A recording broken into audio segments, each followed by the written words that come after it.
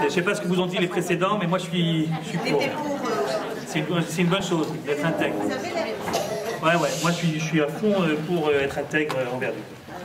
Et justement à ce propos-là, eh bien, il y a une Gemara qui nous dit que 613 commandements, si c'est ça la formule pour être intègre, c'est un peu beaucoup. Et que peut-être qu'on peut faire quelques réductions, quoi. Dans le cadre de l'orthodoxie, bien sûr. Bah, en tout bien, tout honneur. Enfin, 613, c'est un peu beaucoup. Alors, on va essayer de les réduire. Si les gens ont réduit, c'est un tabou, ça. C'est compliqué d'enlever ne serait-ce qu'un commandement. Mais c'est le premier qui est difficile. Quand vous en avez un, après, c'est plus facile d'enlever les autres. Alors, si déjà on ne fait pas les 613, alors David Améler, alors c'est pas n'importe qui quand même, c'est le roi David, il nous a proposé d'en garder 11. Carrément. Vous êtes d'accord, c'est quand même beaucoup plus simple. Alors voilà, la Gemara en question, qui est un petit peu étonnante quand même, elle se trouve dans Makot Kavdalet. Darash. Ok, donc c'est le texte que vous avez en face des yeux, pour celles et ceux qui ont eu la chance de la voir. Alors Darash. Où est-ce que je l'ai noté, mon truc? On vous donne une photocopie? Ouais, j'ai passé cette photocopie, moi j'en ai plus. Attendez. Donnez-vous là, on vous en donne une. Voilà, c'est bon. C'est bon? Ouais, regarde.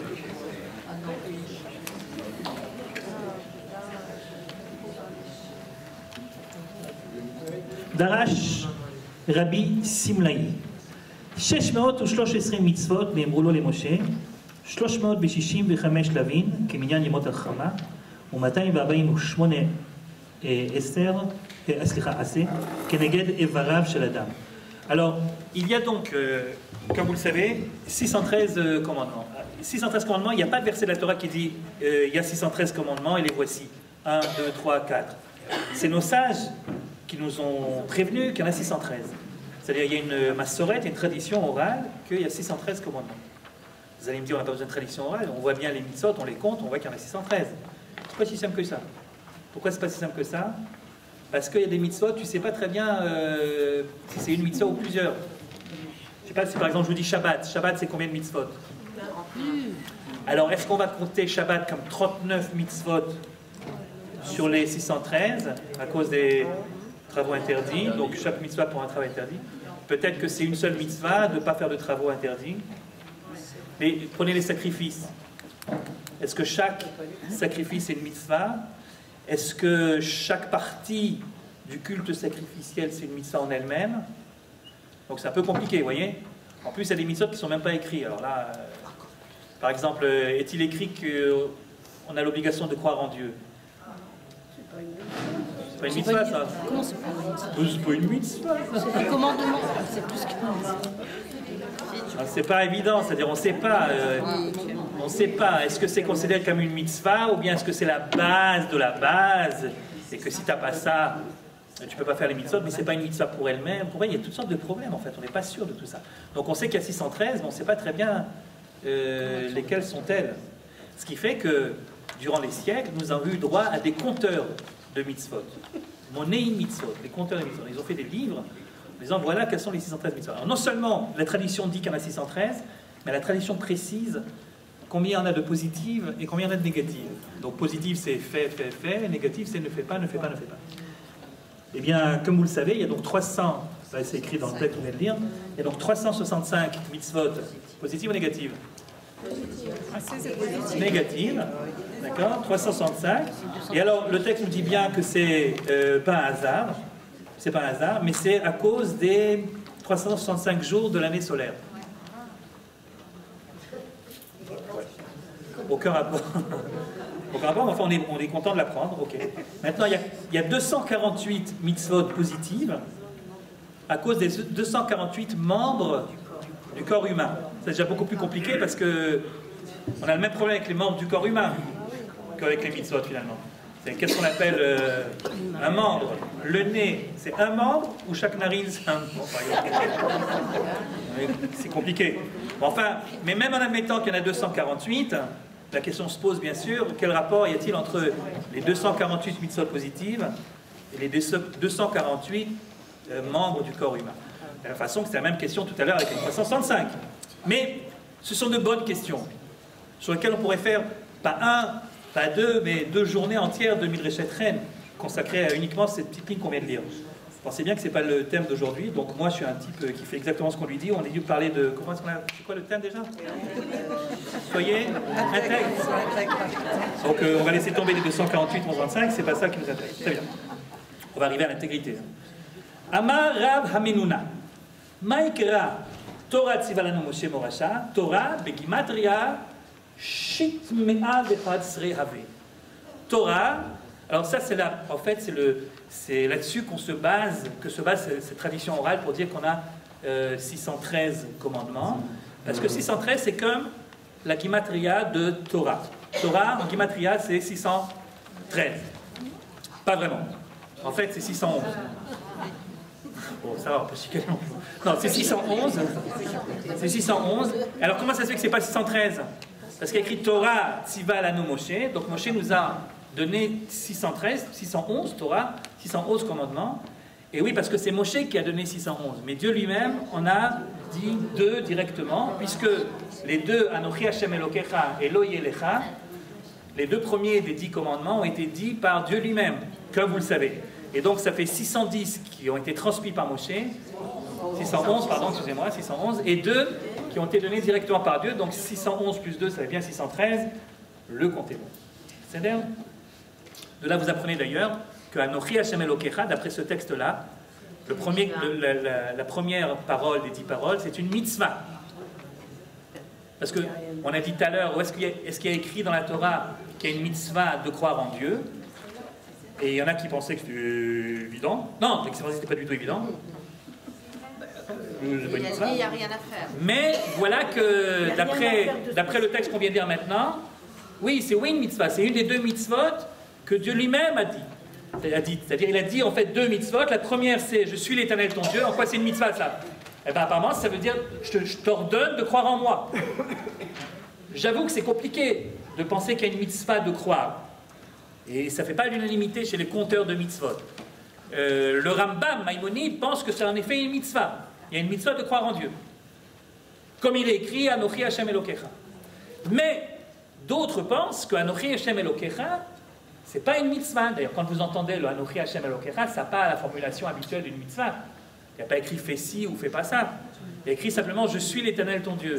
Si vous voulez, c'est une sorte de présentation du personnage. C'est une sorte de carte de visite. Moi, sur ma carte de visite, il y a écrit Eli Kling enseignant. Et sur la carte de visite de Dieu, il y a écrit Hashem Elohim, celui qui t'a fait sortir d'Égypte. Anochi Hashem Elokecha, Asher hotzeticha me'eretz Mitzrayim. Ça serait donc une sorte de présentation du personnage. Et c'est pour ça que je vais te demander, que je me permets, parce que je t'ai fait sortir d'Égypte. Donc tu es redevable. C'est pour ça que je me permets de t'ordonner ce qui suit. 2 points. Et après commencent les autres mitzvot. Mais Anochi Hashem Elokecha ne serait pas une mitzvah d'après cela. Donc il y a une discussion pour savoir. Mais d'après le texte qu'on vient de lire maintenant, c'est une mitzvah. Il y a 610 mitzvot de Moshe, 611 décidément, et il y en a 2 donc. Il y en a 2 qui... Non, c'est pour vérifier que, malgré cette heure tardive, et les événements, tout ça, vous êtes quand même concentrés. Il y a donc 2 mitzvot qui donc ont été donnés par Dieu lui-même. Crois en moi et tu n'auras pas d'autre Dieu que moi. Comment est-ce qu'on applique la mitzvah de croire en moi? Imaginez quelqu'un qui ne croit pas. Comment est-ce qu'il fait pour appliquer la mitzvah de croire? Je vais faire ce que Dieu a dit parce qu'il a commandé, parce que Dieu a ordonné, donc si je fais ce qu'il m'a dit... Mais je ne crois pas en lui, je crois pas en lui. Je crois pas en lui. Si je ne crois pas en lui, comment est-ce que je peux appliquer la mitzvah de croire en lui? Comment est-ce qu'on peut forcer quelqu'un à croire en quelqu'un qui ne croit pas? En passant à l'acte, en faisant ce qu'il nous a dit. Non, parce que quand Dieu me dit « mets les tefilines », là je sais ce qu'il faut faire. Donc je prends les tefilines et je les mets et j'ai fait la mitzvah. Mais quand il me dit « crois en moi », comment je fais? C'est le principe de la reconnaissance. Quoi? Reconnaître quoi? Oui, mais comment se fait-il qu'il y a plein de gens qui ne reconnaissent pas? Parce qu'ils sont ingrats? La suite des commandements. Parce que si par exemple, on cherche à comprendre les commandements suivants, Ouais. et on supprime le premier commandement, Les autres n'ont plus de sens. exactement. Oui, mais ce n'est pas une raison suffisante pour m'obliger à croire. C'est-à-dire, croire ou pas croire, apparemment, c'est quelque chose qui vient de... De la Torah, le deuxième commandement comprenez, c'est un peu compliqué. C'est comme C'est-à-dire M. ceux qui sont les anti-Maïmonides, ceux qui sont contre le Rambam. Par exemple, Abravanel, il dit non, on ne peut pas dire que croire en moi, c'est une mitzvah. On ne peut pas demander à quelqu'un de croire. S'il ne croit pas, ou bien il croit, ou bien il ne croit pas. Mais il n'y a pas de mitzvah de croire. Une mitzvah de croire, ça veut dire, si tu dis qu'il y a une mitzvah de croire, ça veut dire qu'il y a un mode d'emploi. Comment est-ce que je fais pour y arriver? Une fois, je veux dire. Le mode d'emploi, c'est preuve. C'est-à-dire pas les idoles, parce qu'avant... Bon, mais ça, c'est plus simple déjà. C'est-à-dire, fais un effort. N'aie pas d'autre autorité supérieure à part moi. C'est bien. Même ça, c'est compliqué, la vérité. Non, mais ça veut dire... Mais c'est toutes les mitzvot qui dépendent en fait du sentiment et du cœur, et de la émouna, c'est compliqué, parce que vraiment c'est une mitzvah. Je comprends que si jamais je crois, la mitzvah elle m'est comptée, mais comment je fais pour l'appliquer? Si... Je vais vous raconter une histoire qui m'est arrivée il y a quelques années. Il y a une jeune fille qui habitait le même village que moi, et que j'ai vu naître pratiquement, donc au bout de... Elle devait avoir 18-19 ans, elle vient, elle me dit, il faut absolument que je vienne te parler, j'ai un grand problème. Bon, bah, avec plaisir, donc elle est venue. Je dis, c'est quoi ton problème? Alors, on habite un village religieux. J'ai jamais vu ce qui se passe à l'intérieur de chaque truc, mais enfin, a priori, c'est un village religieux, donc il n'y a pas de voiture Shabbat, tout le monde mange kasher, etc. Très joli village d'ailleurs. Kvar Maïmon, dans le sud. Très sympa. Vraiment verdoyant, calme, serein. En ce moment, il y a un petit peu de bruit, mais c'est parce que c'est une salle qui... Et sinon, tout va bien. Et alors, dans ce petit village sympathique, donc cette jeune fille vient me voir et je lui dis, quel est ton problème? Elle me dit, voilà, j'ai un énorme problème, sache que j'aime beaucoup la vie de ce village. Je parle au niveau religieux. Je dis, t'as d'autres problèmes comme ça? Je dis, non, t'as pas compris. J'aime la vie religieuse, et notamment le Shabbat, par exemple. J'aime énormément le Shabbat. Je dis, ben oui, c'est problématique, mais enfin, je connais des problèmes plus compliqués. Je dis, t'as pas compris, j'aime beaucoup le Shabbat, et j'aime beaucoup, Bichla, toute l'ambiance. Par exemple, dans les tfilotes également, j'aime beaucoup. Et je dis pas ça parce que je connais pas d'autres alternatives. Hein. J'ai des copines qui sont pas religieuses, qui sont en fac, etc. Je vois très bien, mais non, ça me dit rien du tout, leur vie à elles. Non, moi, ce que je veux, c'est cette vie-là. Je dis, très bien, ok, tu veux un petit café aussi à part ça? Elle me dit, non, mais écoute, je vais te dire quel problème. Écoutez bien. Ani yodat sha'shamayim rekim. Comme ça, elle me dit. Je sais que le ciel est vide. Comme ça, elle me dit. Elle me dit, voilà, je sais que le ciel est vide. C'est-à-dire, je sais que Dieu n'existe pas. Je sais. Et donc, je suis très embêté parce que comme je suis une fille honnête, alors je serais bien obligé de choisir au bout d'un moment. Je ne peux pas continuer à faire semblant. Et ça m'embête parce que la vie religieuse me plaît énormément. Mais je sais que le ciel est vide. Alors quand je vais à la tefila le matin, le Shabbat, j'aime bien l'ambiance, mais qu'est-ce que je peux faire? Alors voilà, je sais que d'après le Rambam, comme ça elle me dit, parce qu'en plus elle avait étudié la petite. Je sais que d'après le Rambam, c'est une mitzvah de croire. Je veux que tu m'aides à accomplir cette mitzvah. Elle était intègre. Alors là on est dans le sujet, elle est intègre avec son Dieu, celle-là. Elle ne fait pas de... Voilà. Aide-moi, Tamimti, aide-moi à croire. Qu'est-ce que vous lui dites? Non, c'est pas une question, c'est rhétorique, hein. Ne commencez pas à me dire ce que vous allez lui dire, c'est... Alors, pour vous dire qu'il y a... Si, tu ne peux pas dire qu'il y a une mitzvah de croire si tu ne continues pas en expliquant comment je fais pour y arriver. Le Maïmonide, il a une réponse très claire. Lui, il dit il faut juste réfléchir. Pour Maïmonide, tout est clair. Si tu réfléchis bien, comme le cerveau, d'après Maïmonide, sachez que le cerveau, le sechel, c'est la partie divine qu'il y a en nous. Quand il y a écrit Tselem Elohim, à l'image de Dieu, c'est quoi l'image de Dieu? C'est le sechel. C'est la capacité que nous avons, nous, êtres humains, à réfléchir. Eh bien, si tu réfléchis, objectivement, posément, sans être perturbé par toutes sortes de distractions, eh bien, et tu te poses des vraies questions, eh bien, tu arriveras aux vraies réponses. Donc, pour lui, l'obligation de croire, dans la pratique, c'est l'obligation de se poser les bonnes questions. On n'a pas le droit de vivre sa vie d'être humain sans se poser des véritables questions. C'est-à-dire d'où on vient, où on va, dans quelle étagère. Ouais. C'est pas dans le grand papier, c'est Emouna, on fait confiance à travers ce qu'on a appris. Et en fait, il me semblait qu'il y avait un commandement qui était hyper important, mais Ahavta, et donc tu aimeras. Et en fait, il me semble, hein, c'est le fait de faire les mitzvot fait augmenter la connaissance de Dieu, donc on se rapproche davantage, et donc forcément... Alors, quelqu'un d'autre que le Rambam dirait, ben, fais les mitzvot, en faisant les mitzvot, tu finiras par croire. Lui, c'est pas ça qu'il dit. Il dit pas c'est en faisant les mitzvot qu'on finit par croire. Il dit il faut réfléchir, poser les bonnes questions et arriver aux bonnes réponses. Comme ça, il dit. La da est tout à fait. Bon, c'est la réponse de Maïmonide, on n'est pas obligé d'être d'accord avec lui. Il y a toutes sortes d'autres réponses possibles. C'est pas celle que j'ai donnée à la jeune fille en tout cas, vous voyez. Donc on peut essayer de trouver d'autres réponses. En tout cas, sachez simplement que c'est une marloquette, que c'est une discussion pour savoir si oui ou non il y a une mitzvah de croire. Toujours est-il que 611, pardon, 613, ça fait un peu beaucoup. Et regardez ce qui se passe. Amar Rabamuna. Donc on vient de voir. D'accord. Shitmer Vechanesre. Donc c'est 611. Torah. Anochi Belo Yelecha Mipi Agevura Shema Anum. Et les deux autres, Anochi Elohiye, on les a entendus directement depuis la Gevura, c'est-à-dire depuis Dieu lui-même. Ba David. Un jour est venu David à Melech. Ve'he'imidan Alacha Desre. Il a décidé de retrécir tout ça, de concentrer tout ça en 11 mitzvot. Si je comprends bien ce qui est écrit ici, ça veut dire que si vous faites les 11, qu'on va dire tout de suite, c'est comme si vous aviez fait les 613. On n'est pas venu pour rien ce soir. Vous pourrez me remercier à la fin du cours, parce que là, franchement, c'est quand même beaucoup plus pratique. Alors, d'où est-ce que je sais que David, il a mis tout ça, il a concentré tout ça à 11? Eh bien parce que David, il a écrit des psaumes, et dans le psaume numéro 15, Tehillim Tet Vav, il le dit explicitement. Mizmor le David. Hashem, mi yagur be'aholecha, mi yishkon behar kochecha. David dit, qui est-ce qui sera digne d'être appelé celui qui peut résider dans les tentes, dans tes tentes à toi, dans les tentes d'Hachem? Qui est-ce qui peut résider Behar Kochecha? Autrement dit, qui est-ce qui est appelé un homme proche d'Hachem? On sait bien que les mitzvot, leur but, c'est d'être proche d'Hachem. Donc, comment faire pour être proche d'Hachem? Lishkon Behar Kochecha. Alors voilà la formule. 2 points. Il suffit de faire ce que je vais te dire maintenant. Premièrement, Olech Tamim. Sois intègre. C'est le sujet. Sois intègre. 1. C'est pas compliqué ça, hein? C'est pas compliqué. C'est-à-dire, sois intègre. A priori, c'est quoi sois intègre? Ça veut dire ce que tu penses. Tu dis, ce que tu dis, tu fais. Ça va. Fais pas semblant. Fais pas semblant. La fille de tout à l'heure, elle était intègre.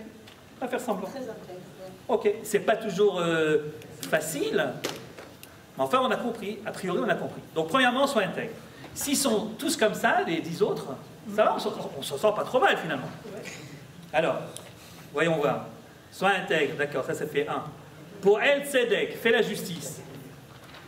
Bon. D'accord? Quelqu'un, t'es commerçant, quelqu'un vient acheter 3 kilos de patates, ben, donne-lui 3 kilos, pas 2 kilos 750. Sois juste. Tu lui auras la monnaie, rends-lui la monnaie. Sois juste. Bon. Dover emet bilvavo. Dover emet bilvavo. C'est-à-dire, parle vrai dans ton cœur. Mais on a déjà dit que ça soit intègre. Alors qu'est-ce que c'est que ce Dover emet bilvavo qui viendrait rajouter par rapport à Heye Tamim? C'est pas très clair. En tout cas, il faut être Dover emet bilvavo, il faut parler vrai dans son cœur. Très bien. Qu'est-ce qu'il y a d'autre? Hein? Pour l'instant, ça va, dites donc, c'est pas trop compliqué ou... Hein, on n'a pas demandé de ne pas mélanger le lait et la viande, là, ça va. D'attendre 6 heures pour aller manger le milkshake, quoi, c'est pas dramatique, il y a des trucs plus compliqués. Lo ragal al leshono. Ça veut dire ne t'habitue pas à mentir. Lo ragal, litragel al leshono. Attention, quand tu parles, ne t'habitue pas. C'est même pas écrit ne mens pas, oui, c'est écrit ne t'habitue pas à mentir. Pas que ça soit une habitude, quoi.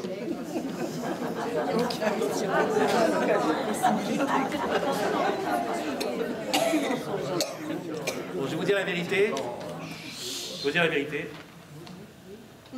On ment tous. Ok, on est d'accord. Là, on pourrait au moins être d'accord sur cette vérité-là. Si jamais il y en a une, ou il y en a un qui me dit qu'il n'a jamais menti, c'est le premier mensonge en tout cas. Au moins. On ment tous. On ment des fois parce qu'on est obligé de mentir. Hein. Je ne dis pas qu'on ment. Des fois, on est obligé. Vous savez quand est-ce qu'on est obligé de mentir? Pour le bien. Ça, c'est très large, ça, pour le bien. Pour le chaleur. Pour le chaleur. Quand le Hamas il dit qu'il va accepter le cessez-le-feu, puis après il tire de son côté, il ment pour le bien, c'est pour la bonne cause. Ouais. Alors c'est quoi mentir pour le bien? Non, des fois on est obligé de mentir. On est obligé de mentir pour le shalom entre les gens, justement. Vous savez ça? Voilà. C'est-à-dire quand deux personnes sont disputées, et à plus forte raison si c'est un couple, alors on a le droit de raconter des histoires pour les réconcilier. Il regrette énormément. Si tu savais à quel point il regrette, je vais lui parler, il regrette, mais il n'ose pas te le dire. N'importe quoi, tu lui as jamais parlé, rien du tout. Mais ça s'est considéré comme une bonne tronade. Tu mens pour le shalom. Alors là, c'est écrit, on se ment à soi-même, c'était le précédent. C'était Dover Emet Bilvavo.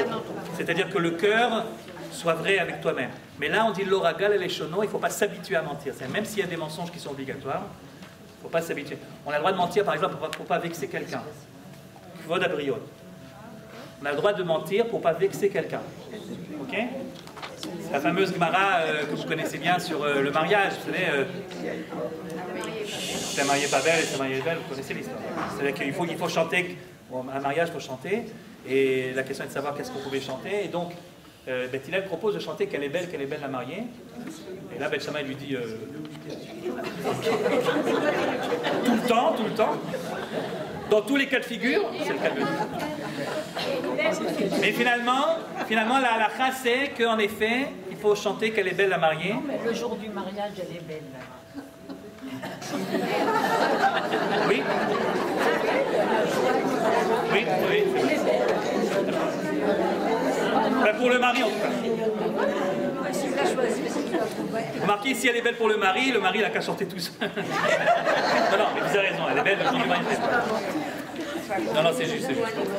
Donc, l'oragal aleshono, ça veut dire, même si des fois tu es obligé de mentir, l'oragal aleshono, ne t'habitue pas.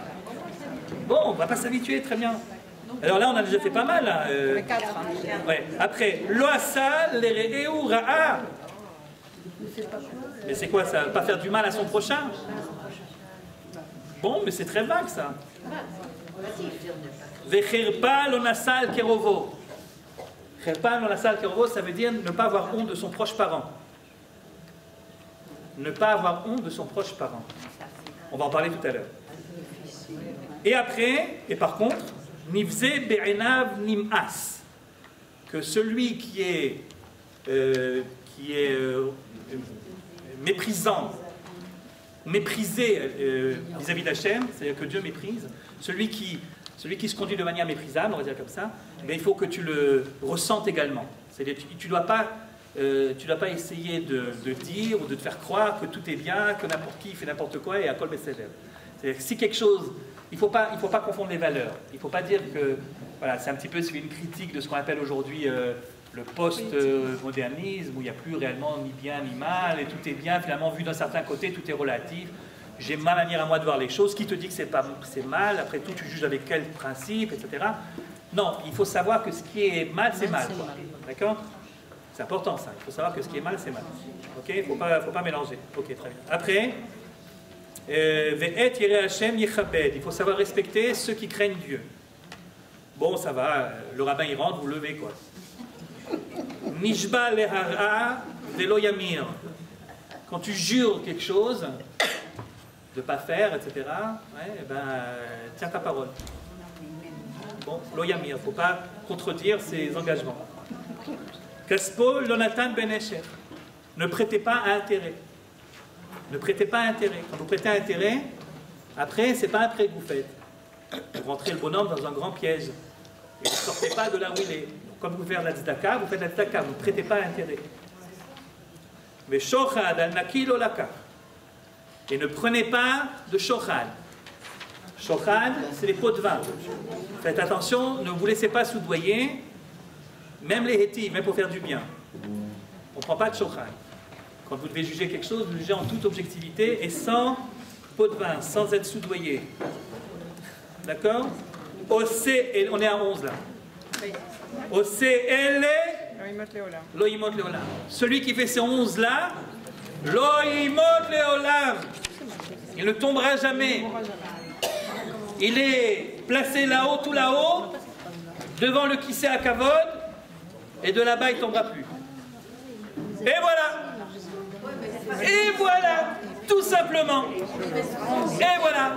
Alors, Shabbat prochain, lorsque vous êtes en train de faire du thé, que quelqu'un vous dira hey, est-ce que c'est le Kli Rishon, Kli Sheni? Non, non, mais ça, c'est pas pour moi. Moi, j'ai les 11. Tout ça. Vous avez remarqué quelque chose d'incroyable dans ces 11-là. Qu'est-ce que vous avez remarqué? Qu'est-ce qui manque? En gros, qu'est-ce qui manque? Quel genre de mitzvot il manque? Il n'y a pas de mitzvot, madame la Makom. Il n'y a pas. Il n'y a que la première, et encore, ça dépend comment tu comprends la première. Ayez tamim, sois intègre avec Dieu. Je vais vous dire la vérité. 11. J'arrive tout de suite. 11. C'est pas un chiffre rond, 11. Bon, David, il aurait pu, en forçant un petit peu, en trouver 10, quoi. Ça aurait été plus 10, on connaît 10, c'est un chiffre qui a une signification. 11. Pourquoi est-ce qu'il dit 11? Parce qu'à mon avis, le premier, c'est pas un à part. C'est général. Heye tamim, sois intègre. 2 points. 1, 2, 3, 4, 5. Alors évidemment, quand tu fais les 10, tu as fait le 11e aussi. Apparemment, c'est ça. Mais même si tu ne dis pas ce que je viens de dire maintenant, même si tu dis que Yetamim, c'est quelque chose qui est du domaine des relations entre l'homme et Dieu, disons, il n'en reste pas moins que la quintessence du judaïsme, d'après le roi David lui-même, ce sont les mitzvot ben Adam la Chavero. Ce sont les mitzvot ben Adam la Chavero. La capacité qu'ont les gens à être intègres vis-à-vis d'eux-mêmes, à être droits, justes vis-à-vis d'eux-mêmes, à ne pas faire du mal à l'autre. À plus forte raison, lui faire du bien.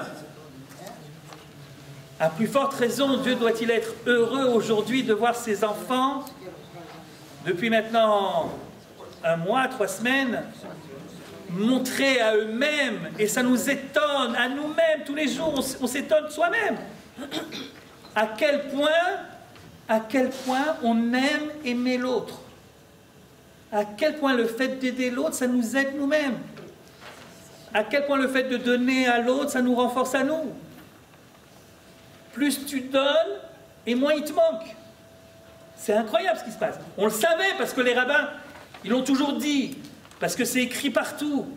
Mais là, on le voit. On le voit sans arrêt. Depuis 3 semaines, on voit que ça.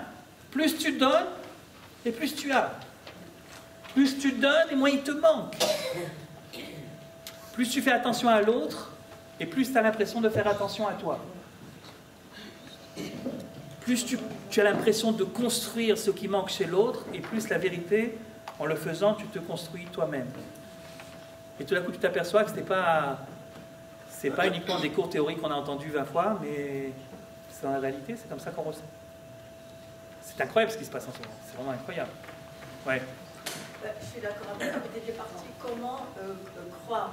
Mais après, il me semble me rappeler qu'après chacune de ces mitzvot, quand elles sont dans leur contexte de la Torah, il y a écrit après la mitzvah, Ani Hashem. Pas toujours, non, pas toujours. Donc, Croyant. Ouais, enfin, ce que tu veux dire par là, c'est que dans chaque mitzvah entre l'homme et son prochain, il y a une mitzvah entre l'homme et Dieu. Oui. Évidemment. D'accord. Plus tu aimes l'autre, parce que la vérité, faire de la place pour l'autre, ça veut dire se restreindre. Quand tu te restreins et que tu laisses l'autre rentrer en toi, que ce soit l'autre avec un petit A, avec un grand A, c'est le même principe, c'est le même élan. Donc c'est vrai, tu as raison qu'il y a pas mal de mitzvot concernant les mitzvot Ben Adam la Chavero qui terminent par Ani Hashem. Okay, ne serait-ce que la plus grande d'entre elles, tu aimeras ton prochain comme toi-même, Ani Hashem.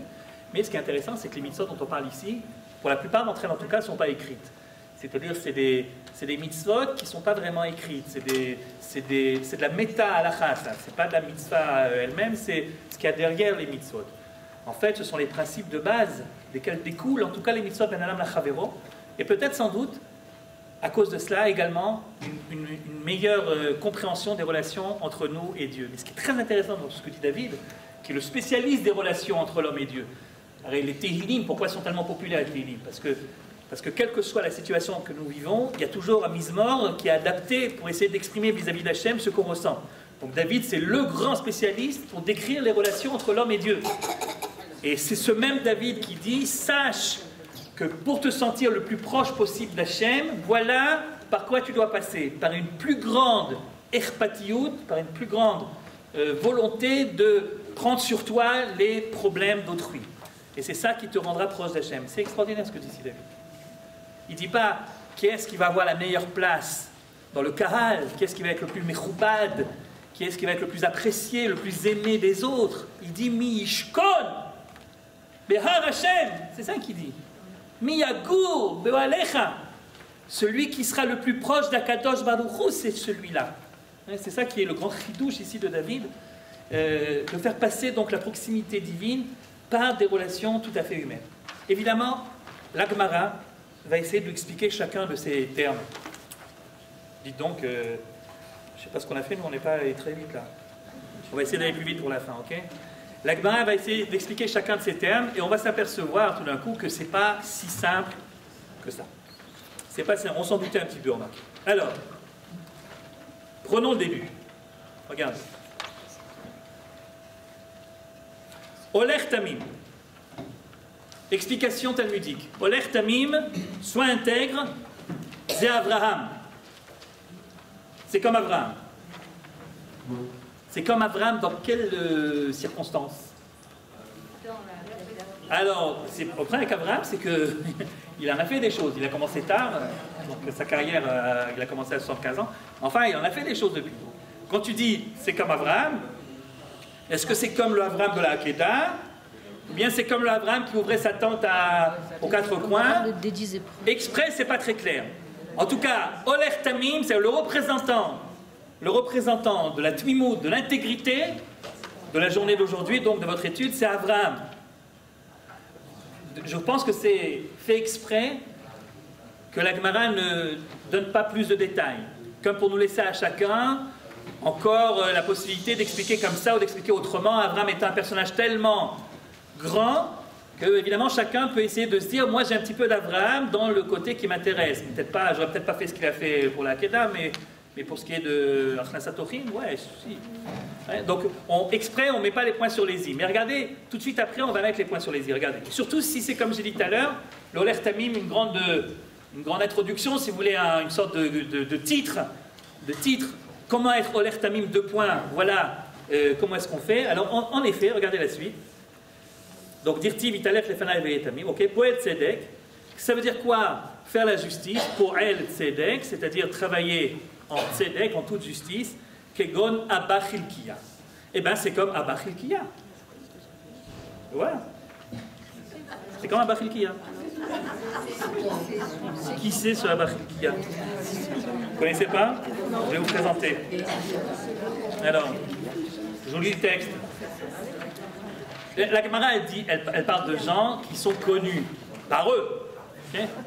Ils pensent que c'est connu par nous. Et nous, on doit chercher. Alors, bon, aujourd'hui, c'est plus facile parce qu'il y a avec Internet, Abba Chilkiya. Abba Chilkiya. Alors, Bar Béré de Choni Améagel, figurez-vous. C'était qui? C'était le fils du fils, donc le petit-fils de Choni. Vous connaissez Choni? Et ouais, celui qui faisait les... Ah, lui, on le connaît, lui. Hein, le grand-père est plus connu. Il s'est endormi 70 ans. Donc Choni Améagel, c'est celui qui fait des grands cercles pour faire tomber la pluie. Ah oui. D'accord, vous voyez de qui je parle? Alors ce Choni Améagel, il avait un petit-fils qui s'appelait Abba Chilkiya. Et ce Abba Chilkiya, apparemment c'est génétique, lui aussi, il avait des dons pour faire tomber la pluie.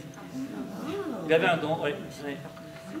Chi mitztarech alma le mitra, lorsque le monde avait besoin de mata, vous n'avez pas le texte, c'est moi qui l'ai, c'est là, okay, vous faites confiance et tout. Non, il y a quelques-uns qui sont très chanceux et qui ont la suite au verso. Mais c'est très rare. Non, c'est des... Yechidé Zgoula, c'est pas... Donc, Abba Chilkiya, Barbéré de Choni Améagel, lui, qui mitztarech alma le mitra, lorsque le monde avait besoin de pluie, Havu meshadri rabbanam legabe, on envoyait des rabbins pour le chercher, pour lui dire il serait temps que tu fasses quelque chose parce que nous on n'en peut plus là, on a prié, on a jeûné, il n'y a rien qui tombe. Et Baïr Rachamé va ater mitra, afin de prier pour que la pluie tombe. Zimna Chada, donc il avait l'habitude, il faisait ça à chaque fois qu'il y avait une sécheresse. Zimna Chada, et un jour, Itztarech al Malé Mitra. Le monde avait besoin de pluie. Shadou Rabbanan, Zouga des Rabbanan les Gavé. Et les rabbins ont envoyé 2 rabbins pour aller lui parler. Et les Mebaïr Rachamé, afin qu'il prie pour que la pluie descende. Azul et Beité, Velo Ashkachou. Ils sont allés le trouver chez lui à la maison, et sa femme leur dit, il n'est pas là. Il bosse. Alors, Azul Bedabra, Vashkechou, ils sont allés au champ, et en effet, ils l'ont vu travailler. Il est en train de travailler son champ. Mais ce n'est pas son champ. Lui, il travaillait pour le champ de quelqu'un d'autre. Il était employé. Ils lui disent Shalom.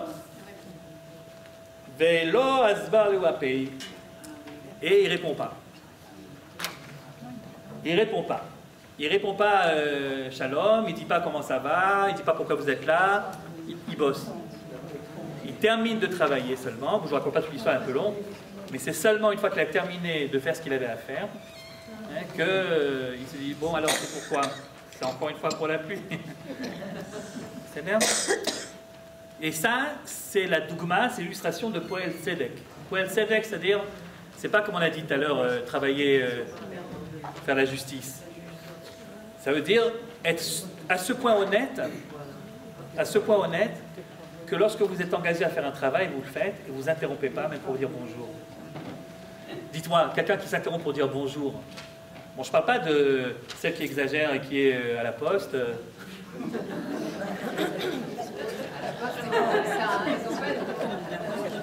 Bon, ça c'est exagéré. Mais si elle dit bonjour, ou si elle prend le téléphone, elle dit je te rappelle plus tard, ok? Bon, on va pas lui en vouloir, on est bien d'accord. On est tous des êtres humains. Ouais. Ah oui, mais alors à ce moment-là, tu passes par les 613, hein, c'est pas les 11. Ah ouais, non. Si tu veux faire partie des 11, alors là, c'est Poel Tzedek, comme Abba Hilkiah. C'est-à-dire qu'il faut avoir un sens de la justice supérieur à la moyenne. Un sens de la justice tel que s'interrompre pour dire bonjour, comment ça va, et commencer une discussion alors que tu es obligé de travailler, c'est considéré par toi comme un vol. Ton patron, il t'aurait rien dit. Mais toi, tu te sens mal de le faire.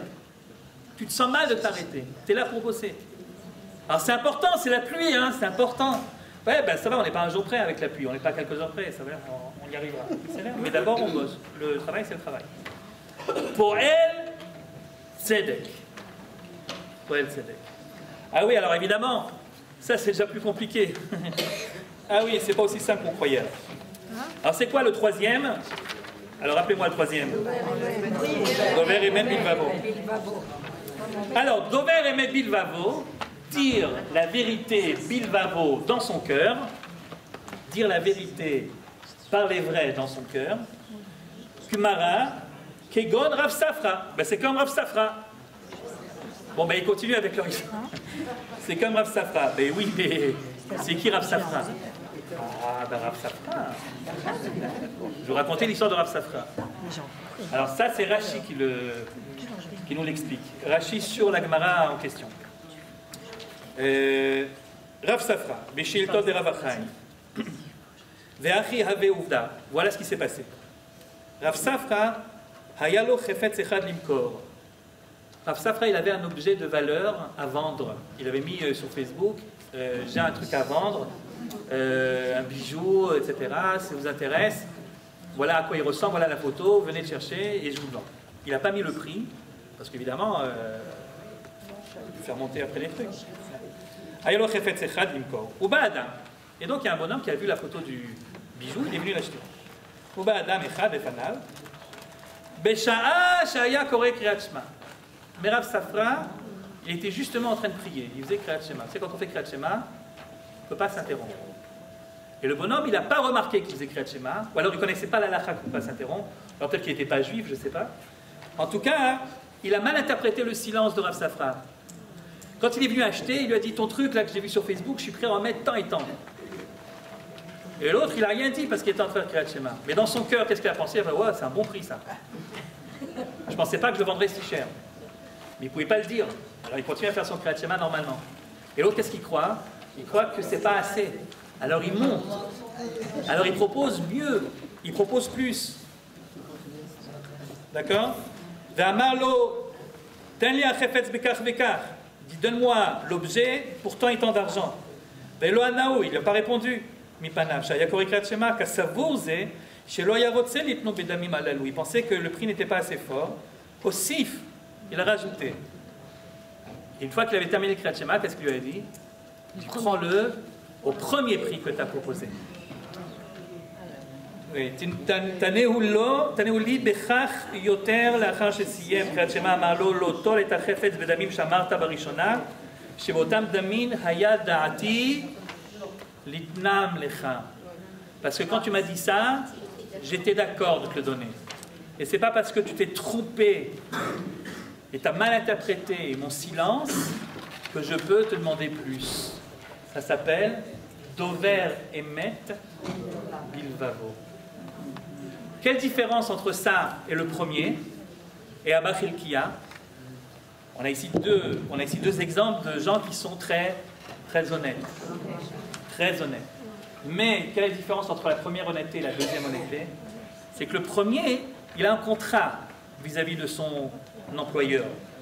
Simplement, il interprète le contrat, même si ce n'est pas écrit en toutes lettres, de la manière la plus stricte possible pour lui. C'est extraordinaire déjà.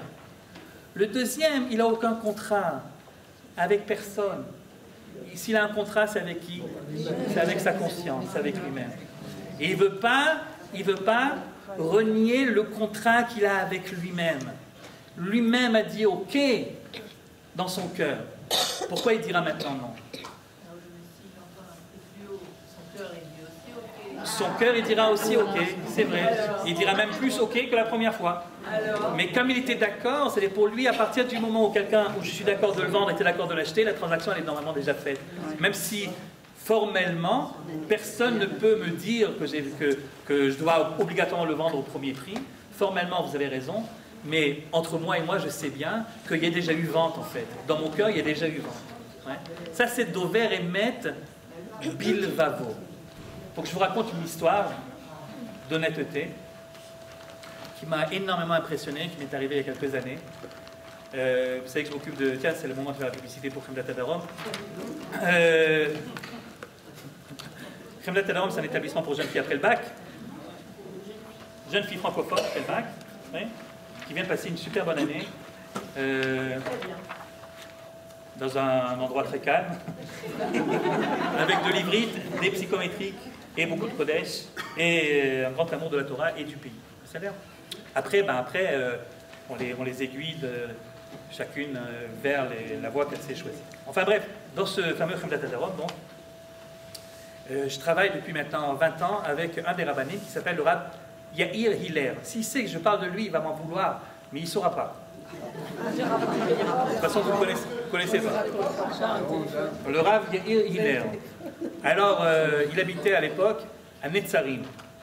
Netzarim, vous connaissez peut-être, c'était même pas dans le Gush Katif en fait, c'était la banlieue de Gaza vraiment. Le Gush Katif, ils étaient tous ensemble dans une région. Netzarim, c'est la banlieue de Gaza. Donc, il avait des moments un petit peu difficiles pour y arriver. Et à l'époque de laquelle je vous parle maintenant, pour y arriver, il était obligé à chaque fois, comme tous les habitants de Netzarim, de laisser sa voiture. C'est-à-dire quand il voulait quitter Netzarim, il devait aller avec un convoi militaire blindé. Et donc il prenait la route pour arriver de l'autre côté. Quand il quittait la bande de Gaza, il y avait sa voiture privée qui l'attendait là-bas. Et c'est là-bas qu'ils allaient donc au travail. Ok, ça c'était Netzarim. Donc un jour, j'étais au bureau à Khemdat Adarom et puis j'étais au téléphone. Et voilà que le Rav Hiller, il rentre et il me donne une petite enveloppe qu'il me laisse sur la table. Il me dit ça c'est pour les filles.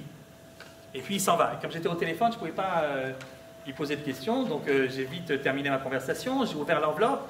Il y avait 300 shekels.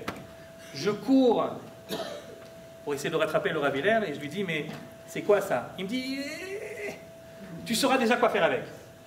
C'est pour les filles. Je dis, oui, ça c'est sûr que je saurais quoi faire avec, mais ça fait des années qu'on travaille ensemble, tu n'as jamais fait un don pour les filles, là, qu'est-ce qui se passe? Il laisse tomber. Ça. Non, j'ai dit, si tu ne m'expliques pas pourquoi, je te le rends. Elle me dit, bon, ça va, je t'explique. Ce mois-ci, le convoi militaire, 8 fois, il est venu en retard. Une fois 10 minutes, une fois un quart d'heure, une fois 18 minutes, une fois 12 minutes, il me fait le compte.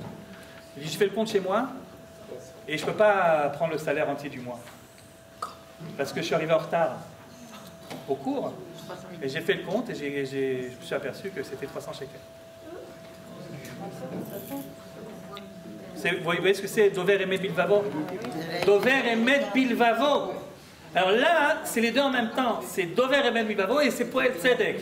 C'est-à-dire, il a interprété que le travail qu'il devait faire, il était tel qu'il ne devait pas rater une seule minute, même si c'est pour des cas de force majeure, et il n'y a pas de cas de force majeure plus important que celui-ci, mais lui, c'était son Poel Tzedek, et en plus, il avait un Dover Emet Bilvavo. Il ne voyait pas comment il pourrait se regarder dans la glace s'il prend plus que ce qu'il a fait ce mois-ci. Donc vous voyez, ça a l'air d'être très haut, mais heureusement, le peuple juif est fait de gens qui arrivent jusque-là. Ça c'est Dover Emet Bilvavo. Regardez la suite. La suite, donc, le quatrième, la semaine là on n'y arrivera jamais. Le quatrième, l'oragal aleshono. L'oragal aleshono. Il ne faut pas s'habituer à mentir. Bon, mais ça va, on vient de le dire, ça, non? Non, non, l'oragal aleshono. Il ne faut pas s'habituer à mentir. Regardez ce que dit la Gemara. Zé Yaakov. Ça, c'est Yaakov. Alors, c'est curieux, cette histoire de Yaakov qui ne s'habitue pas à mentir. Le principe même de la vérité et de l'honnêteté, Titen Emet le Yaakov, ce n'est pas la première fois qu'on place Yaakov comme le représentant ultime de la vérité, de l'homme qui ne ment jamais. Entre nous, on aurait pu trouver quelqu'un d'autre, on va dire comme ça. Et regardez comment est-ce que la Gemara met le pied dans le plat, ou plutôt le doigt sur la plaie. L'orgazé Yaakov, dirtiv, puisqu'il est écrit, Oula yemusheni avi, peut-être mon père il va me tâter. Vaïti benav qui me taratea, et à ce moment-là je serai à ses yeux comme un imposteur. C'est-à-dire que la preuve que c'est un homme de vérité, c'est au moment où il trompe son père. L'ironie du Talmud. C'est-à-dire, si tu veux un exemple de l'oragal aleshono, de ne pas s'habituer à mentir, regarde Yaakov. À quel moment, alors tu t'attends à ce qu'il te montre le Yaakov dans un des moments où il était honnête, droit, vrai, authentique. Et il te met exactement le moment le plus problématique. Le moment où il a dit à son père, enfin plutôt ici il dit à sa mère, il dit mais tu me dis d'y aller, c'est bien gentil, mais si jamais il me tâte. Vous vous rendez compte, sa mère lui dit, trompe ton père, fais croire que tu es ton frère, et ça, ok, vous vous rappelez l'histoire? Et Yaakov, au lieu de dire à sa mère, mais maman, si tu as un problème avec papa, si tu penses quelque chose lui pense autrement, il faudrait peut-être que vous parliez ensemble pour essayer de le convaincre, mais un truc comme ça ne se fait pas. Au lieu de lui répondre ça, au lieu de lui dire moralement c'est impossible, je ne peux pas le faire, qu'est-ce qu'il dit? Le seul problème qu'il trouve au plan, c'est qu'il n'est pas suffisamment bien le plan. C'est qu'il risque de me tâter, et puis là, il va bien voir que je n'ai pas la même peau que lui. Je serai un imposteur à ses yeux. Et la Gemara dit, tu vois, ça c'est Yaakov, l'oragal aleshono. Qu'est-ce que c'est que cette histoire? L'oragal aleshono. Parce que le moins important de Oulai yemusheni avi, peut-être que mon père va me tâter, le mot le plus important ici c'est Oulai. Peut-être. Sachez qu'en hébreu, de la Torah, peut-être, tu as deux mots pour le dire. Si l'option que tu envisages est une option positive, souhaitée, on dit Oulai. Aujourd'hui, on dirait en hébreu Halevai, pourvu que. Si l'option que tu envisages est une option négative, tu n'aimerais pas que ça se passe, tu dis pas Oulai, tu dis peine. Peine, ça veut dire de peur que. Il n'y a pas de neutre. Il y a ou bien Oulai, ou bien peine, ou bien pourvu que, ou bien de peur que. Yaakov, qui s'est convaincu qu'il devait tromper son père pour des raisons X, sur lesquelles on peut peut-être discuter, mais ce n'est pas le sujet. Yaakov qui s'est convaincu qu'il doit tromper son père à ce moment-là, il dit à sa mère, Oulaï! Yemouchen et Avi! Peut-être que mon père il va me tâter, mais il aurait dû dire peine, de peur que. Et à ce moment-là, j'apparaîtrai à ses yeux comme un imposteur. Pourquoi Oulaï? Oulaï, j'espère au fond de moi que je ne serai pas obligé d'aller jusqu'au bout. Là, pour te faire plaisir, je vais faire ce que tu me dis. Je suis tiraillé entre le kavod que j'ai par rapport à ma mère et le kavod que j'ai par rapport à mon père. Mais si je pouvais m'en sortir, à la fois en faisant le kavod de l'une et le kavod de l'autre, ça m'arrangerait tellement. Si je pouvais faire ce que tu me demandes, mais que malgré tout je ne trompe pas mon père, ça serait tellement mieux. Oulaï, Yemoucheni Avi, peut-être. Halevaï, Yemoucheni Avi. Moi, je ne ferai rien de mon côté pour ne pas faire ce que tu me demandes, maman. Mais j'espère qu'il sera suffisamment clairvoyant pour le marquer lui-même. Oulaï. L'oragal leshono. Même quand tu sens que tu es obligé de mentir, et on a dit tout à l'heure qu'il y avait des fois dans la vie où on est obligé de mentir. L'oragal. Que ça ne soit pas une deuxième nature, que ça ne soit pas une habitude, que tu ne fasses pas ça avec plaisir, avec enthousiasme. Bon, tu es bien obligé de mentir, alors tu mens. Parce que tu es obligé, parce que la mitzvah demande, parce qu'il y a des choses plus importantes que la vérité, parce que tu ne veux pas vexer l'autre, parce que tu ne veux pas lui dire qu'elle est moche, c'est son mariage.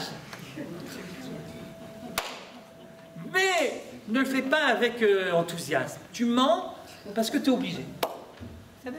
Le type, il a acheté une voiture, c'est une catastrophe, mais il ne s'y connaît pas du tout en voiture, et il te demande, toi qui t'y connais, non, tu vois, j'ai fait une bonne affaire, regarde ce que j'ai acheté.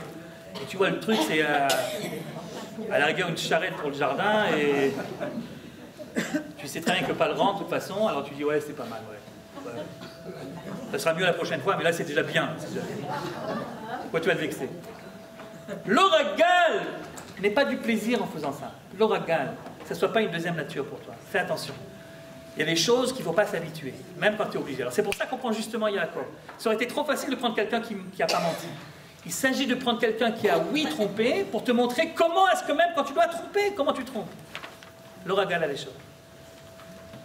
Suite. Suite. Loasa l'eura'a. Bon, alors là, évidemment, l'Agma se dit, ça va, ne fais pas de tort à ton prochain, c'est bateau, c'est évident, c'est clair. C'est écrit en toutes lettres, c'est la Torah qui demande.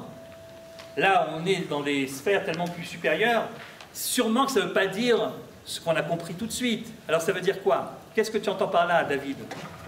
Réponse. Chez Loyara Leomano Travero. Ne fais pas de concurrence déloyale à ton prochain. Tu es dans un village, il a ouvert une épicerie depuis 20 ans. Pourquoi tu vas ouvrir une épicerie juste à côté? Pour faire moins cher et lui prendre ses clients. Il a l'impression que c'est ses clients. Formellement, tu as le droit. Encore que vous savez qu'il y a des lois là-dessus. On n'a pas toujours le droit de faire n'importe quoi, n'importe comment. Dans ce... Enfin, disons qu'on parle ici, en effet, l'Agmara expliquera, on parle ici d'un cas où tu as le droit formellement. Tu peux ouvrir un autre magasin de chaussures juste à côté, etc. Mais ne le fais pas. Mais ne le fais pas. Tu as le droit, mais ne le fais pas. Fais l'ifnim mishurat. C'est pas du vol vraiment, mais c'est un peu du vol. Lui, il le ressentira comme si tu lui avais volé ses clients. Ses clients qu'il a mis tellement mal à avoir. Vous allez me dire, ça va pas du tout avec le capitalisme, les lois du capitalisme, comment il appelle ça, Khaziri, dans lequel nous vivons. Et bien justement, je fais du bien de temps en temps d'entendre quelques limites à ce capitalisme qui n'a pas de limite. Okay, donc tout n'est pas permis, même dans la loi de la concurrence. C'est pas que la loi de l'offre et de la demande. Loi sal et ura'a, ne fais pas de tort à ton prochain. Shelo yere leomano travero, ne lui fais pas une concurrence que tu ne devrais pas faire. Cherpa l'onasal kerovo, zeamekarev et kerovav. N'aie pas honte de ton proche parent. C'est celui qui rapproche ceux qui sont proches. Celui qui rapproche ceux qui sont proches. Qui rapproche de lui ceux qui sont proches parents objectivement.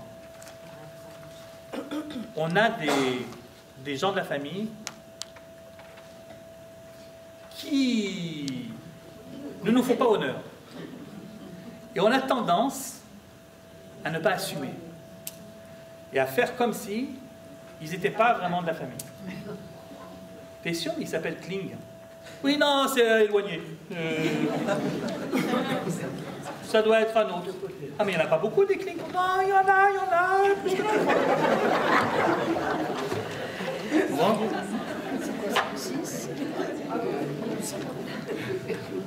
Bon, allez, je vous le dis maintenant parce que la crise est passée, mais un de mes garçons, il était en crise d'adolescence.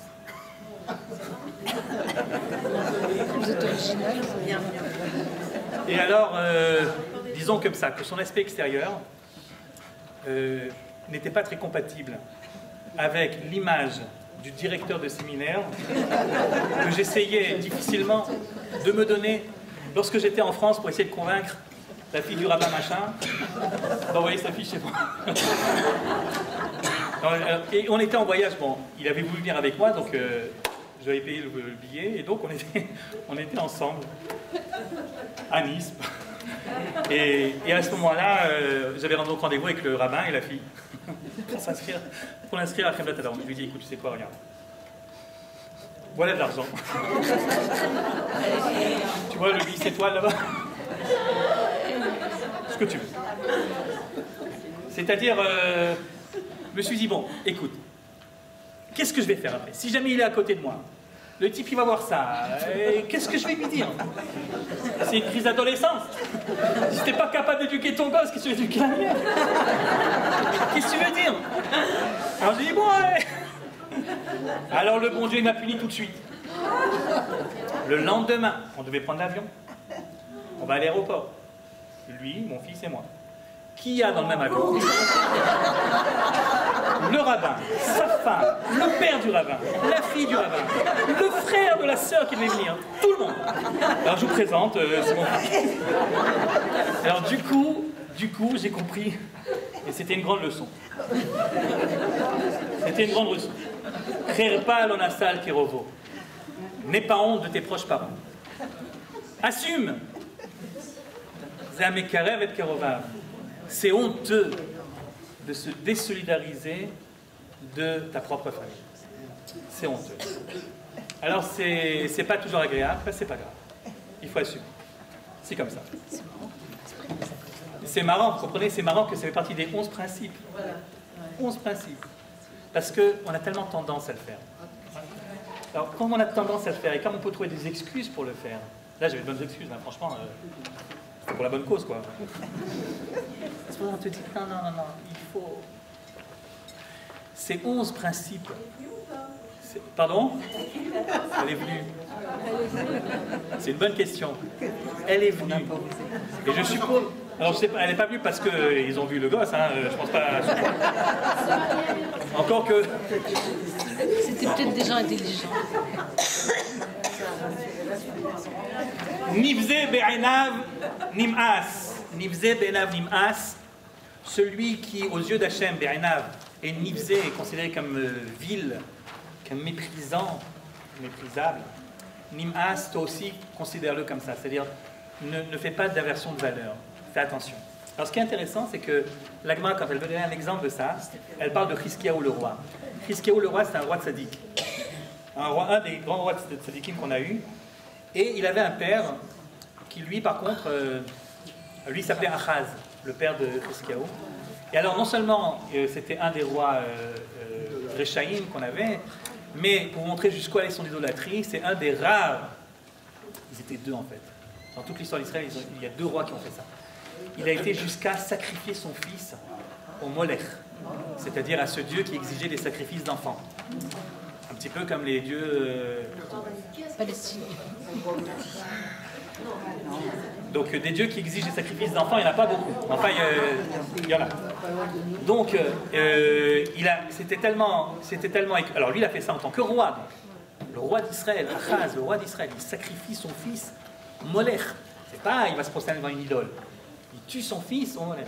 Alors l'autre fils, donc celui qui est Chizkiyahu, qui a survécu, au moment où son père est mort, eh ben, il ne lui a pas fait des funérailles nationales comme on est obligé de faire pour un roi, quel qu'il soit, mais il lui a fait des funérailles honteuses.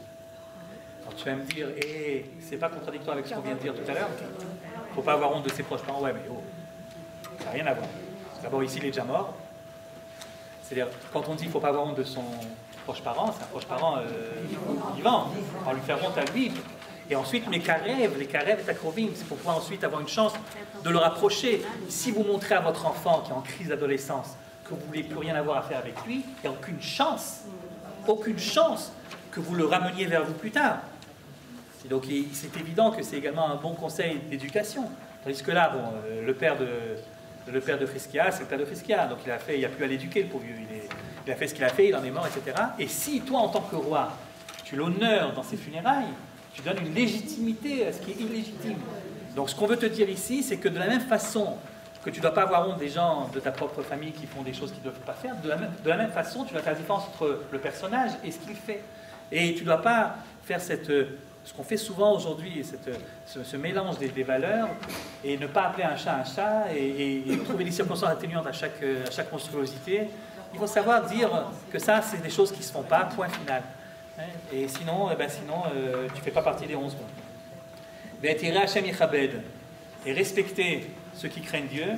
Yehoshaphat Melech Yehuda. Encore une illustration royale d'un autre roi tzaddik, Yehoshaphat. שבשעה שהיה רואה תלמיד חכם, היה עומד מכיסו, מחבקו, מנשקו, וקורא לו אבי אבי, רבי רבי, מורי מורי. Tout roi qu'il était, lorsqu'il voyait un vrai Talmid Chacham qui arrivait, il se levait de son siège royal, de son trône, il allait vers lui et lui disait, il l'appelait par des signes de respect, avi avi, rabbi rabbi, mori mori. C'est-à-dire qu'il donnait le kavod qu'il faut à la Torah que le bonhomme était censé représenter. Et même si lui il est roi, et si tout le monde normalement devrait lui donner à lui du kavod, c'est lui qui allait vers l'homme de la Torah. Évidemment, l'exemple, c'est celui de Yehoshaphat pour nous dire à plus forte raison que toi. Si déjà le roi a à plus forte raison que toi, savoir respecter, donner du kavod à ceux qui sont censés représenter la Torah. Après, vous allez me dire, est-ce que tous ceux qui disent représenter la Torah représentent vraiment la Torah? C'est un autre problème. Mais ceux qui représentent vraiment la Torah, ne me posez pas maintenant la question comment est-ce qu'on fait la différence entre les vrais et les faux. Ceux qui représentent vraiment la Torah, ceux-là, il faut leur donner un véritable kavod, parce qu'en leur donnant du kavod, c'est le kavod de la Torah que tu donnes. C'est-à-dire savoir donner le kavod. D'ailleurs, Yehoshaphat, puisqu'on parle de lui, quand il était avec son copain, lui il était roi de Yehuda, quand il était avec son copain le roi d'Israël, qui s'appelait Yehoram, eh bien c'est lui, Yehoshaphat, qui a dit à son collègue, on va aller voir Elisha, le Navi.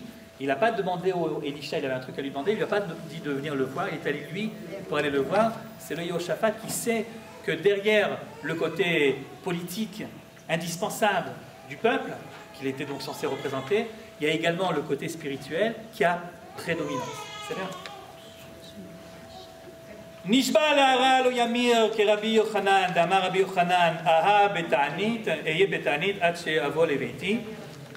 Bon, je ne vais pas vous raconter l'histoire parce qu'il est tard, mais en tout cas, sachez que Rabbi Yochanan, il s'était engagé à faire un certain nombre de choses, et puis il avait tellement peur d'être obligé de se renier, de faire le contraire, que lorsqu'il a rencontré le membre du Sanhédrin,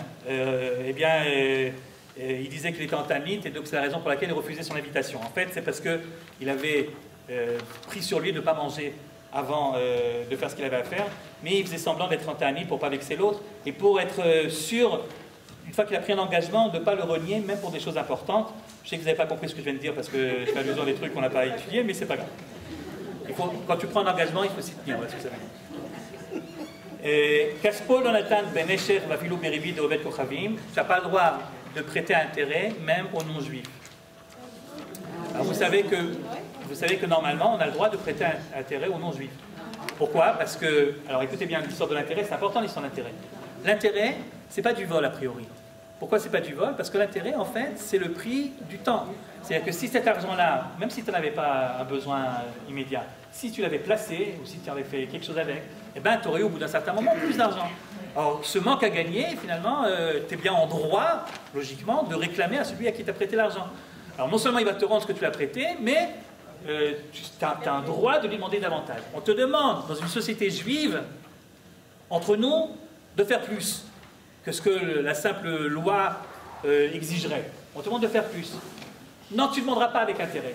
Mais l'intérêt, c'est normal. C'est peut-être normal, mais toi, tu seras Mamlechet Kohanim Vegoy Kadosh, tu seras un peuple spécial, et chez nous, on ne prendra pas d'intérêt. Qu'est-ce qui se passe avec les Goïm? Les Goïm, comme ils prêtent eux intérêt, il n'y a pas de raison qu'on ne prête pas. Donc la vérité, on a le droit. On a le droit parce que sinon, il y a un déséquilibre au niveau économique.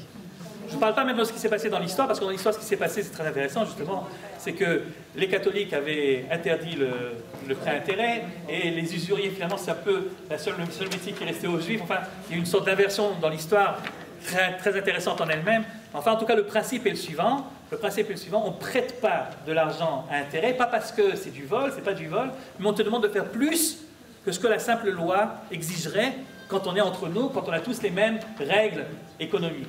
Vis-à-vis des autres, tu as le droit de demander ce qui te revient. C'est bien. Et là, qu'est-ce que dit David Amelech? Il dit, même vis-à-vis des autres, tu ne prêteras pas intérêt. C'est si tu veux faire partie des 11 principes fondamentaux, alors tu fais un effort supplémentaire et tu t'habitues à ne pas prêter intérêt, même lorsque tu as affaire avec des gens qui, eux, prêtent intérêt.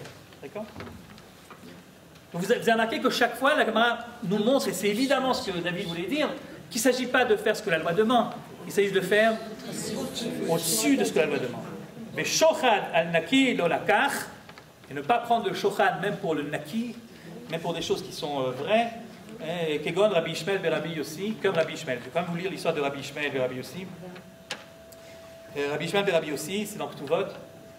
Lui, il avait un bonhomme qui travaillait dans son champ, c'était ce qu'on appelle je ne sais plus comment on appelle ça, enfin, métayer, je crois qu'on appelle ça. C'est-à-dire, c'est un bonhomme qui travaillait, le champ appartenait à Rabbi Ishmael, mais le bonhomme, il travaillait dans son champ. Pardon, métayer. Et donc, il avait le droit à une partie de la récolte, c'était son salaire. Et le reste appartenait donc au propriétaire, Rabbi Ishmael. Et il avait l'habitude, chaque semaine, vendredi, avant Shabbat, d'aller chez Rabbi Ishmael et de lui donner ce qui lui revenait de droit. Or, cette semaine-là, voilà-t-il pas que le bonhomme, au lieu de venir vendredi, comme d'habitude, il vient jeudi. Alors, Rabbi Ishmael demande pourquoi tu viens un jour avant. Il dit parce que je vais te dire, tu sais que lundi et jeudi, c'est le jour du Bet Din, le jour du tribunal. Moi, j'ai pas envie de venir 2 fois, une fois aujourd'hui, une fois demain. Et comme justement, je dois comparaître moi au tribunal, et que c'est toi qui es censé me juger, alors j'en ai profité pour, comme je dois te voir de toute façon, alors je t'amène le truc. Et Rabbi Ishmael a entendu ça, il a dit, je suis désolé, mais je ne serai pas juge de ton affaire. Il dit, mais je t'ai pas donné de l'argent, hein, c'est ton truc à toi, ça t'appartient ça. Il dit, non, non, non, il a demandé à un collègue de juger l'affaire à sa place. L'histoire n'est pas finie. Pendant la séance du tribunal, Rabbi Ishmael était donc assis avec tout le monde, dans le public. Et il témoigne que chaque fois que le bonhomme, son métayer, donc, disait quelque chose qui pouvait se retourner contre lui, Rabbi Ishmael est en train de dire qu'il est bête, il aurait dû dire ça, il aurait dû dire ça. Puis il s'est rendu compte que inconsciemment, il prenait parti pour son bonhomme, alors que, comment dit la Gemara à la fin, alors que, donc il a dit à lui-même à la fin, il a dit Tipar nafsham shel mekabesh shochad. Maudit soit ceux qui prennent des pots de vin. Pourquoi? Ou ma'ani, si déjà moi, shelonatalti, je ne l'ai même pas pris. Je lui ai dit garde-le, j'ai pas voulu. Quand il est venu avec son truc, j'ai dit non, tu me le rendras demain. Malgré tout, malgré le fait que je ne l'ai pas pris, j'ai eu ces pensées-là. Ouais. Même si j'avais pris, c'est à moi. C'est pas quelque chose qui me donne en plus, c'est quelque chose qui m'appartient. Car mekabel shochad alachat kama vechama. À plus forte raison, quand tu prends du vrai shochad, quand tu prends la vraie corruption, à plus forte raison que tu peux être évidemment tenté de faire pencher la balance contre la justice. Et donc, si tu es capable de refuser même ce qui te revient, parce que ça a une petite odeur de corruption, alors tu fais également partie des 11. Je terminerai simplement pour clore un petit peu cette journée donc de l'intégrité vis-à-vis d'Hachem. L'intégrité vis-à-vis d'Hachem, c'est pas obligatoirement faire une fila avec beaucoup de kavana. C'est très important de faire des filos avec beaucoup de kavana, mais c'est pas ce que dit ici le texte. C'est pas non plus faire une mitzvah ou une autre, ben adam, la makom, mais ce que David Amelech a pris comme exemple, comme illustration de la véritable intégrité, c'est premièrement du domaine des mitzvot ben adam, lam chavero, sache être un homme vis-à-vis de l'autre, et deuxièmement, faire plus que ce qu'on te demande. L'ifnim mishuratadin. Je rappellerai simplement, on va rentrer dans l'Tisha B'Av, demain c'est le premier Rav, qu'on ne sait pas pourquoi le deuxième temple a vraiment été détruit. Pourquoi au niveau de la raison spirituelle. Le premier, on sait, il y avait tellement de crimes, tellement d'idolâtrie, etc. Le premier, finalement, ne pouvait pas faire autrement. Mais le deuxième, c'est des gens qui avaient étudié la Torah, etc. Qu'est-ce qui se passe? Pourquoi le deuxième a été détruit? Et vous savez qu'il y a toutes sortes de réponses que donne le Talmud, la haine gratuite, etc., etc. Et il y a une des réponses du Talmud qui est très curieuse.